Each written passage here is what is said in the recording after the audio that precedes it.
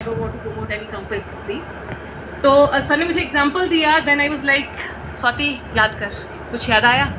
तो कुछ तो डिफरेंट करना है, डायरेक्ट सेलर नहीं बन के तो एजुकेटर बन के तो कर ही सकते हैं। स्पोर्ट्स प्लेयर थी, पुलिस में जाना था, घर से नहीं जा पाई, तो ऐसा स्ट्रगली मोमेंट था। इट वॉज लाइक ऐसे, ग्राफ देखा है ना आपने, है ना, हार्ट बीट जाती है ऊपर जा रही है, बिल्कुल डाउन में जा रही है। मेरी लाइफ ऐसी थी, स्ट्रगलिंग लाइफ है।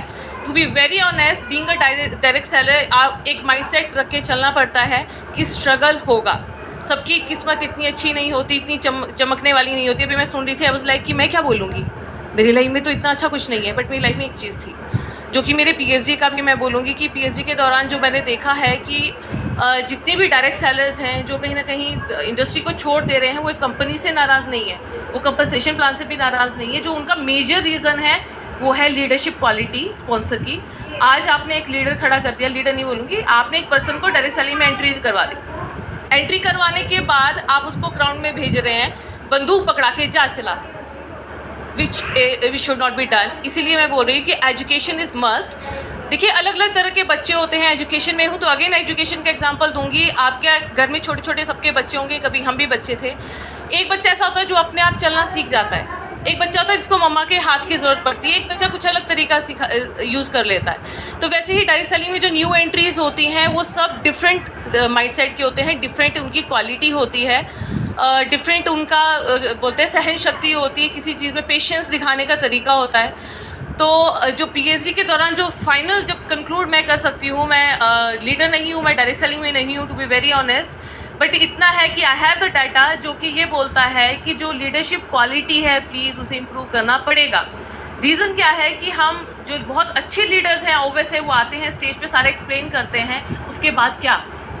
अभी मैं बोलूँगी I you want to be a direct seller, everybody will be like yes we want. After that 1 घंटे 2 घंटे बाद क्या? तो वो इनर मोटिवेशन इज मिसिंग, क्योंकि जब तक आप अंदर से नहीं बोलेंगे कि हाँ आपको कुछ कर दिखाना है। जैसे मैंने आपको बोला, पीएचडी एक जर्नी है, ये भी अप एंड डाउन्स की जर्नी है। तो वहाँ पे सेल्फ मोटिवेटर होना बहुत ज़रूरी है। हर जगह हम लीडर्स को गालियाँ नहीं दे सकते, हर जगह हम अपने स्पॉन्सर को गालियाँ नहीं दे सकते। तो वहाँ पे मुझे लगता है कि जो पीएचडी का फाइनल कंक्लूजन है, जो आज मुझे लगा कि स्टेज पे मुझे बताना चाहिए, वो यही है, try to be a self motivator. आप लीडर से सीखिए उन्होंने कैसे अपने आप को मोटिवेट किया उस सिचुएशन में, जब उनकी सिचुएशन भी वर्स्ट थी।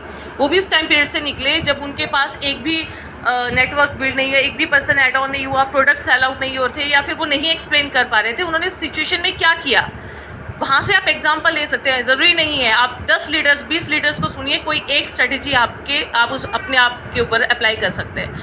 मैंने भी ऐसे किया। मेरी पीएचडी कमल सर को तो अच्छे से पता है, मैं तो रोई भी हूँ। मैंने बोला सर आज के बाद बस पीएचडी हो जाए, मैं डायरेक्ट सेलिंग नाम ही नहीं सुनना चाहती।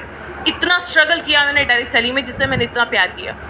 डाटा ही नहीं मिल रहा था, डाटा कोई दे ही नहीं रहा था, क्वेश्चन कोई फिल नहीं कर रहा था। सर ने मुझे एक ही चीज़ बोली, he is very you know positive person, जो मुझे लगता है वेरी मेच्योर और बहुत अच्छे से एक्सप्लेन करते हैं। ही सेड तुम अभी अच्छे लीडर से मिली ही नहीं, तुम अच्छे लोगों से भी मिली ही नहीं, हैव पेशेंस, कंटिन्यूटी में करें, टेक सम ब्रेक। मैंने ब्रेक भी लिया बीच में, मुझे समझ नहीं आ रहा था करना क्या है, टाइम लिया। मुझे मेरे फादर की बात याद आई जब वो खुद डायरेक्ट सेलिंग कर रहे थे। ही सेड कि बेटा, बोलते ना, थोड़ा रुको, ठहरो, नहीं हो रहा है कोई बात नहीं, छोड़ दो। मैंने पीएचडी साइड कर दी, मैंने देखना ही नहीं है लैपटॉप। 1 महीने तक मैंने लैपटॉप नहीं देखा।